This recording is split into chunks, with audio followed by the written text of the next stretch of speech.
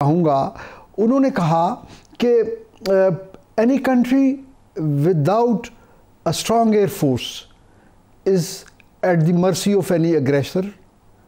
Pakistan must build up her air force as quickly as possible. It should be an efficient air force, second to none. तो ये जो आखिरी चीज़ थी ना जी, second to none, ये चीज़ वो हमारे जो एल्डर्स थे उनके दिलो दिमाग में ये चीज़ जो है ना वो समझें लिखी गई और वो इसी मोटो को लेके चले. और आज मैं समझता हूँ कि अज़ीम कायद की जो रूह है वो यकीनन हमसे मुतमईन होगी कि उन्होंने जिस तरह विजुलाइज़ किया था पाक फ़िज़ाइया को, आने वाले सालों में पाक फ़िज़ाइया वाकई सेकंड टू नन बन के उभरी. मैं हमारे साथ खालिद चिश्ती साहब भी मौजूद हैं. खालिद साहब, मैं आपसे भी ये जानना चाहूँगी कि हम तो खैबर शिकन के मानने वाले हैं, तो फिर हम दुश्मन से क्या डरे कि दुश्मन हमारे सामने तादाद में जितना भी बड़ा हो, हमें उसको गिराना, उसको ज़ेर करना आता है. जी मदिया, बहुत शुक्रिया, आपने मुझे इनवाइट किया. मैं यहाँ वाइस मार्शल एजाज की इजाजत से कायदे आज़म का दूसरा हिस्सा भी कोट करना चाहूँगा जो मैंने कहा था.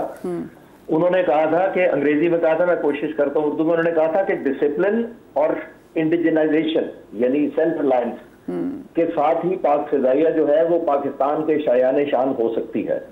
अब आप देखिए कि जो डिसिप्लिन जो देखा वो आपने 7 मई को देखा और उसके बाद देखा, और दूसरा आपने देखा जो कायदे आज़म ने हुक्म दिया था कि सेल्फ रिलायंस यानी कि हमने खुद जो करना है, अपने खुद इनसारी आपने देख लिया कि हमने J-10C से वो किया जो चाइनीज के भी शायद वहमो गुमान में नहीं था. एक बात तो ये है.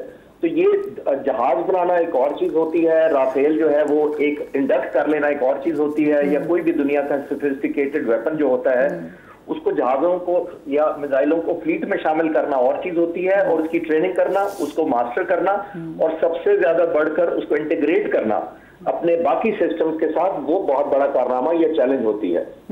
मुझे ये एजाज हुआ इस वॉर के बाद भी पाक फ़िज़ाइया के हेडक्वार्टर और ऑपरेशन रूम में विजिट करने का. तो जब मैं साइबर कमांड के वॉरियर से, जो जिनको मैं साइलेंट वॉरियर्स कहता हूं, जब उनसे मिला तो मैं उनकी जंग की पिछली वॉर की बात कर रहा था, तो उन्होंने कहा कि सर हम तो अब अगली प्लानिंग कर रहे हैं, वो तो पास हो चुका है. जो आपका सवाल है कि आइंदा हो सकेगा, तो अल्हम्दुलिल्लाह वो जो साइलेंट वॉरियर या सब जिस फील्ड में पाक फ़िज़ाइया के लोग काम कर रहे हैं, ये वो इस पे नहीं अब प्राइड सिर्फ ले रहे कि हमने पास में जीता है या पास में ये परफॉर्मेंस दिखाई है. वो नए टैक्टिक्स, नई स्ट्रैटेजी, नई इंटीग्रेशन और नए तरीके ढूंढ रहे हैं कि जिससे आने आने वाले वक्तों में दुश्मन को मजीद सरप्राइज दिया जा सके. अल्हम्दुलिल्लाह, बिल्कुल सही बात कह रहे हैं. और मैं तो कहती हूँ कि माँ बाप जो मैं देख रहे हैं, प्लीज़ अपने बच्चों को PF स्टेडियम, आप म्यूजियम आप ज़रूर लेके जाएं. आप वॉर ट्रॉफीज़ दिखाएं अपने बच्चों को और उनको दिखाएं कि किस तरीके से माशाल्लाह से मैं क्या करूँ ना, मैं बहन हूँ, बेटी हूँ, इंशाल्लाह आगे माँ तो बलाएँ लेती हूँ भी हमारे इन फोर्सेस की कि जिन्होंने हमारा सर इतने फ़ख्र से बुलंद किया है. तो सर मुझे बताएं कि अब आपको क्या लगता है कि इस मुँह तोड़ जवाब के बाद, जो हमारे हमसाया मुल्क है उसको जो बहुत आदत है कि वो सरप्राइज़ दे हमें, क्या उसमें मज़ीद जसारत कर सकेगा? देखिए, जब भी कोई वॉर आप शुरू करते हैं और जो दुश्मन एग्रेशन करता है यानी कि जो ऑफेंस लॉन्च करता है, उसके मिलिट्री ऑब्जेक्टिव्स होते हैं कोई. और हिंदुस्तान ने क्योंकि हमारे खिलाफ ऑफेंस किया, उसके मिलिट्री ऑब्जेक्टिव क्या थे इस दफा मई के महीने में? उसके मिलिट्री ऑब्जेक्टिव ये थे कि पाकिस्तान को ऐसा सबक सिखाए, उसको नाको चने चबा दे, उसको तौबा करवाए. आया ये सब कुछ अचीव कर पाया? तो जब इतनी बड़ी तैयारी के साथ ऑफेंस का लॉन्च का टाइमिंग, जगह, इंटेंसिटी, उसका सोर्स के एयरफोर्स को लगाना है, नेवी को लगाना है, आर्मी, सब कुछ दुश्मन के पास था. हम डिफेंस में थे, लेकिन हमने ये भी साबित किया इस दफा पाक फ़िज़ाइया ने अपने ट्रेडिशन से हटके कि ये पाक फ़िज़ाइया वो नहीं है जो 65 की जंग में या उससे पहले थी, जब हम डिफेंस रखते थे. सिर्फ हम ऑफेंस भी करेंगे. और आपको मैं ये भी बताता चलूं कि पाक फ़िज़ाइया की ये प्लान में शामिल था कि जो वेपन अगर वायलेट करेगा हमारी सरहदों की या जहाज वायलेट करेगा, उसकी पनिशमेंट या पाक फ़िज़ाइया का रिस्पॉन्स वही होगा, एक जैसा होगा, चाहे वो वेपन लॉन्च करे. और दूसरा ये भी इन पायलट्स को हुक्म दिया गया था, ये भी मैं आपको कंफर्म कर सकता हूँ कि अगर दुश्मन के जहाज हमें हमला करके वापस मोड़ने में कामयाब हो जाते हैं तो आप चेज करके शूट करेंगे. वाओ, तो ये रिजल्ट था हमारे लोगों का. हमारी पाक फ़िज़ाइया ने 3 साल से ये जो J-10C स्क्वाड्रन की आप बात कर रहे हैं, इनको कोई टास्क नहीं दिया था सिवाय एंटी राफेल स्क्वाड्रन था ये मेरे हिसाब से. जिसका मतलब ये है कि अगर ये दुश्मन ने जब भी हमला किया, ये स्क्वाड्रन राफेल को हेड करेगा। उसके लिए ट्रेनिंग सिर्फ ये नहीं हुआ था कि उस रात ये उड़े थे, इनके सामने जहाज आ गए, इन्होंने बटन दबाया, मिसाइल चल गया और हमला हो गया, ऐसा नहीं था। हुआ ये कुछ है कि जब ये 3 साल से इनको टास्क किया गया था कि जब भी मौका आया, राफेल क्योंकि हिंदुस्तान का और हिंदुस्तान की एयरफोर्स का प्राइड है और उनके वजीर आजम की एक विश लिस्ट में शामिल था कि अगर राफेल हमारे पास होते तो ये हुक्म दिया गया था कि आपने कुछ नहीं करना सिवाय राफेल को टारगेट करना जब भी मौका आया। और राफेल आप ऐसे नहीं कर सकते रात को आप सुबह उठ के मुकाबला करें और राफेल को अटैक कर दें जी। इसकी इंटीग्रेशन करनी होती है, आपने उनकी सर्वेलेंस करनी होती है, उनकी सिक्योरिटी में ब्रीच करना होता है, उनकी फ्रीक्वेंसीज लेनी होती है, उनके टैक्टिक्स फॉलो करने होते हैं, उनकी आपस में कोऑर्डिनेशन का लेवल चेक करना होता है, तब आप किसी को डिस्ट्रॉय या पैनिक कर सकते हैं। अल्हम्दुलिल्लाह पाक फ़ज़ाइया ने इस्तेमाल किया। अल्हम्दुलिल्लाह sir, we are indebted and we are so proud of all our forces. बहुत शुक्रिया जी। हमारे साथ खालिद चिश्ती साहब जो कि रिटायर्ड एयर कमोडोर थे हमारे साथ मौजूद भी थे। अच्छा, मैं सर एजाज साहब आपसे पूछना चाहूँगी, जैसे मैंने उनसे बात भी की कि अभी जो जदीद चीनी साख्ता PS-15 मिसाइल का हमने कामयाब तजर्बा किया, ठीक है, हमने दुनिया को तो दिखाया है, लेकिन साथ में इंडिया को इसने क्या मैसेज दिया है? देखिए, इसमें इंडिया के लिए तो बड़ा क्लियर मैसेज है कि इक्विपमेंट अलोन जो है ना वो आपको वो कैपेबिलिटी नहीं देता जो जंग में फैसला कुन साबित होती है।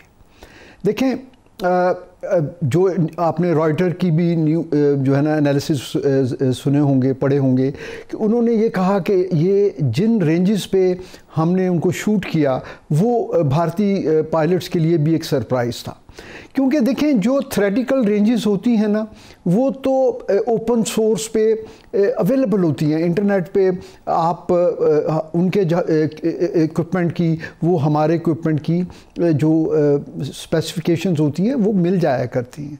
लेकिन असल चीज़ ये है कि वो टैक्टिक्स क्या हैं जिसके ज़रिए आपने उस इक्विपमेंट को एम्प्लॉय करना है। तो असल चीज़ उस प्लेटफॉर्म की, उस वेपन सिस्टम की एम्प्लॉयमेंट है।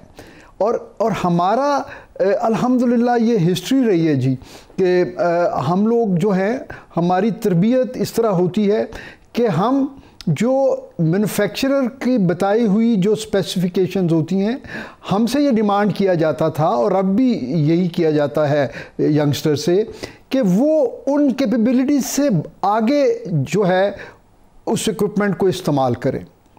अगर आपके पास 1 मिनट हो तो मैं आपको एक हिस्ट्री से, क्योंकि आज हम हिस्ट्री के हवाले से भी बात कर रहे हैं, तो 1959 में पाकिस्तान एयरफोर्स ने पहला भारतीय जहाज़ गिराया जी। और वो इस तरह हुआ कि भारत का एक जहाज़ होता था कैमरा, वो बहुत अल्ट्रा हाई आल्टीट्यूड पे ऑपरेट करता था और वो रिकॉनेसेंस के लिए इस्तेमाल होता था। तो ईद का दिन था, 10 अप्रैल 1959 में। वो उन्होंने समझा कि शायद ईद वाले दिन जो है मुसलमान जो हैं वो नमाज़ पढ़ के तो जो है ना खा पी के जो है ना रेस्ट कर रहे होंगे, तो आज हम पाकिस्तान की रिकॉनेसेंस करते हैं। तो ये जहाज़ जो है ये गुजरात के करीब बॉर्डर से ये एंटर हुआ। तो हमने इसको अपने एयर डिफेंस सिस्टम में इसको ऑब्ज़र्व किया हमारे रडार्स पे, और इसके बाद हमने इस पे स्क्रैम्बल किया पेशावर से। वो जिन्होंने रडार पे इसको देखा उस वक्त वो एक फ्लाइंग ऑफिसर थे रब नवाज साहब, बाद में वो ग्रुप कैप्टन बन के रिटायर हुए, और जिनको स्क्रैम्बल किया गया वो पेयर लीडर जो थे वो उस वक्त फ्लाइट लेफ्टिनेंट यूनुस थे, बाद में वो एयर वाइस मार्शल रिटायर हुए। तो उनको जो है ना उन्होंने इंटरसेप्ट किया जी इस कैमरा को। लेकिन कैमरा जो है वो F-86 जिस जहाज़ पे हमारी फॉर्मेशन थी वो उसकी जो सर्विस सीलिंग या वो मैक्सिमम आल्टीट्यूड कैपेबिलिटी जो मैन्युफैक्चरर ने बताई हुई थी वो उससे तकरीबन 10,000 फुट ऊपर था। तो वो ये समझते थे कि उसी में उनकी सेफ्टी है। लेकिन हमारे पायलट ने उन्होंने इस तरीके से लो टू हाई उन्होंने कन्वर्जन की कि उन्होंने वो जो 10,000 फुट का जो डिफरेंस था उस चीज़ को भी अपनी महारत से उन्होंने उसको कवर किया और उस जहाज़ को अपने जहाज़ के पैरामीटर से बाहर एंगेज करते हुए उसको शूट किया।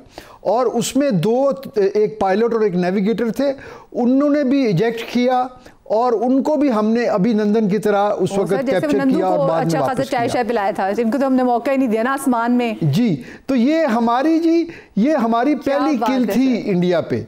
तो ये उस वक्त से लेके आज तक हमारी जो आस्किंग होती है, हम जो अपने यंगस्टर्स को जब फ्लाइंग ट्रेनिंग करते हैं तो हम उनको ये बताते हैं कि ये इक्विपमेंट जो प्रॉमिस करता है आपने हमें उससे ज्यादा परफॉर्मेंस जो है, और बाकी उन्होंने करके भी दिखाई। मुझे एक छोटी सी ब्रेक लेनी जी, ब्रेक के बाद हाजिर होते कहीं मजा आएगा। पाकिस्तान जिंदाबाद। जी बिस्मिल्लाहिर्रहमानिर्रहीम। ब्रेक के बाद हम आपको एक बार फिर से खुशामदीद कहते हैं आप तमाम तर देखने वालों को। आज का पाक दिन, आज की पाक हस्ती के सदक़े में बहुत बहुत मुबारक हो। और आज हमारे लिए बड़ा पाक दिन है क्योंकि पाक सरज़मीन जिसमें हमारे प्यारे नाडर सपूतों ने हमें ये जो आज हम जिस आज़ादी की फ़िज़ा में सांस ले रहे हैं, ये नहीं कि मरहून मिन्नत है, ये पाक नबी का सदका तो है ही, लेकिन उसके बाद हमारे बहादुर बेटों को, चाहे वो बर्री लेवल पे हों, वो बहरी लेवल पे हों या वो फ़िज़ाइया लेवल पे हों, वो इंश्योर कर रहे हैं कि किस तरीके से मुल्क के अमन को और मुल्क की हिफाजत करनी है। ऐसे ही आपको और मुझे जो अपने घर में बैठे हुए, हमें भी कोशिश करनी है कि हमने ऐसी कोई चीज़ नहीं करनी, ये चाहे हम कोई वीडियोज़ भी बना के डाल देते हैं तो हमने ऐसी कोई चीज़ भी नहीं करनी कि जिससे हमारे मुल्क की सॉवरेनिटी पे किसी भी किस्म की आंच आए। ये हम पे ज़िम्मेदारी लागू होती है। अगर ये हमारे फोर्सेस सरहदों पे रह के अपनी जान को मुल्क पर कुर्बान करते हुए हमारी सिक्योरिटी को इंश्योर करें तो फिर हमारा भी फ़र्ज़ बनता है कि हम अंदर बैठ के अपने मुल्क की अच्छी रेपुटेशन के लिए फ़ाइट करें। सर, अभी जो मैं मुनासिब जो करंट सिचुएशन देखूं तो इसमें हमें किसका ज़्यादा थ्रेट है, ये रवायती वॉर का जो कि बॉर्डर टू बॉर्डर वाली वॉर है, या फिर हाइब्रिड वॉर का हमें ज़्यादा ख़तरा लाक है? बिल्कुल नहीं। देखिए, किसी भी जंग का क्या मकसद है? मकसद ये है कि आप कौम को इतना डिमोरल कर दें कि उसकी लीडरशिप एक नेगोशिएटिंग टेबल पे बैठे और सबमिट कर दे दुश्मन को। ये जंग का मकसद है। इसको अचीव कैसे करना है? कन्वेंशनल जंग से, जो हमारी रवायती जंग। लेकिन अब लेथैलिटी ऑफ वेपन्स, उनकी डिस्ट्रक्शन, प्रिसीजन इतनी ज़्यादा हो गई है कि हाइब्रिड वॉरफेयर की तरफ दुनिया जा रही। इंडिया और पाकिस्तान के अगर तनाजुर में अगर आप देखें तो हाइब्रिड वॉरफेयर जो है वो ज़्यादा उनकी प्रायोरिटी चॉइस होगी, क्योंकि कन्वेंशनल लेवल के ऊपर हम माजी में भी और ऑपरेशन बुनियाद मरसूस के अंदर भी जिस तरह से हमने जवाब दिया तो कन्वेंशनल वॉरफेयर को आखिर में लेकर आएंगे। लेकिन जो हाइब्रिड में उसमें क्या क्या शामिल है? आपको टेररिज्म के जरिए आपको वीक करने की कोशिश करेंगे, आपको इंफॉर्मेशन वॉरफेयर, ये परसेप्शन मैनेजमेंट जो है वो इंडिया को कोशिश करेगा कि आप दरार पैदा करें कौम और अफवाज में, आपको डिप्लोमेटिकली आइसोलेट करने की कोशिश करेगा, आपको जो है वो जो भी आबी जारियत हुई है कि आपको जो ज़राअत, आपकी जो इकॉनमी जो है उसके ऊपर आपको वो करे, आपको फैटफ के जरिए आपको जो है ग्रे लिस्ट में डालने की, ब्लैक लिस्ट में डालने की कोशिश करेगा। ये तमाम चीज़ें ओवरऑल कौम को मायूस करने के एलिमेंट्स हैं। और जब मायूस हो जाए तो फिर एक कन्वेंशनल और डाल दें, क्योंकि भी आप जो मीडिया पे आप देख भी रहे होंगे कि इस आबी जारियत के तनाजुर में काफ़ी एनालिस्ट की बात करेंगे, इसके बाद कन्वेंशनल वॉर का एक जो है वो चांस बन सकता है इंडिया की जानिब। तो लिहाजा इस वक्त जो हाइब्रिड वॉरफेयर की ऑप्शन है वो डोमिनेंट है। लेकिन अल्हम्दुलिल्लाह हमारी जो इंफॉर्मेशन वॉरफेयर है, ये इंफॉर्मेशन जो हमारी पॉलिसीज़ हैं उसको आप देखें तो ISPR, जिसमें नेवी, आर्मी, एयरफोर्स के जो लोग उसका मैनेज करते हैं, इस तरह औरंगजेब साहब थे, AVM औरंगजेब जो सेलिब्रिटी बन गए, और उन्होंने जिस तरह से वो सारी ब्रीफिंग एक तरफ और एक बात की थी, इट्स 6-0, तो 6-0 करके, और जिस तरह ISPR ने, अहमद शरीफ साहब ने जैसे डे बाय डे जो डेवलपमेंट हो रही थी अपनी कौम को आगाह रखा होता, ताकि किसी भी किस्म की अफवाहें जो हैं वो कौम के अंदर ना एग्जैक्टली। तो वो आप तमाम चीज़ों का आप देखें तो hybrid warfare is the predominant option with the enemy at this particular moment. लेकिन आप कन्वेंशनल वॉर को कभी भी रेलीगेट नहीं कर सकते। लेकिन इसमें जिद्दत तो बिल्कुल आ सकती है। तो मुझे एजाज साहब आप भी बताइएगा कि ये एक ऐसा टाइम है जिसमें आर्टिफिशियल इंटेलिजेंस जो है इसकी भी भरमार है और साथ में जिद्दत भी, टेक्नोलॉजी की जिद्दत भी हम वो देख रहे हैं। तो सर, ये हमारी वॉर की हिकमत अमली को ये कैसे बदली है, इसको कैसे शेप अप कर रही हैं? बिल्कुल जी, ये जो इमर्जिंग ट्रेंड्स हैं इसके ऊपर एक हमेशा जो फोर्सेस जो हैं वो एक गहरी नज़र रखे हुए होते हैं, क्योंकि आपने ये देखना है कि कंटेम्प्रेरी इन्वायरमेंट कैसी हैं, आपका दुश्मन किस तरह का इक्विपमेंट या किस तरह की प्लेटफॉर्म जो हैं उनको इंडक्ट करने का सोच रहा है, और फिर उसकी बुनियाद पे आप ये चीज़ हाइपोथेसाइज करते हैं कि वो क्या करने की तैयारी कर रहे हैं, और फिर उस चीज़ का जो है आप तोड़ निकालते हैं और उसके लिए फिर वॉर गेमिंग होती है, प्रैक्टिस करते हैं।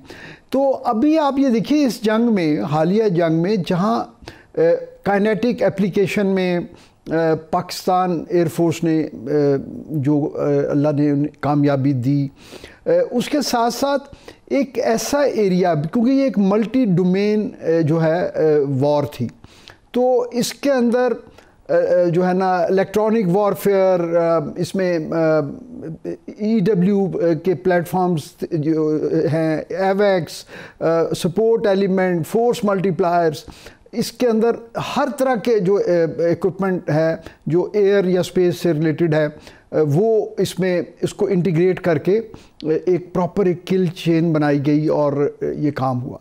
लेकिन जो चीज़ सबसे ज़्यादा सरप्राइज थी वो थी साइबर डोमेन, क्योंकि अमूमी तौर पे ये ख्याल किया जाता है, और राइटली सो, कि इंडिया की जो IT की जो इंडस्ट्री है वो एक उनका बहुत बड़ा सेक्टर है, जिसमें ना सिर्फ ये कि वो अपनी तकरीबन 1.25 अरब से ज़्यादा आबादी की ज़रूरियात को पूरा करते हैं, बल्कि इंटरनेशनली वो इन सर्विसेज को वो एक्सपोर्ट भी करते हैं।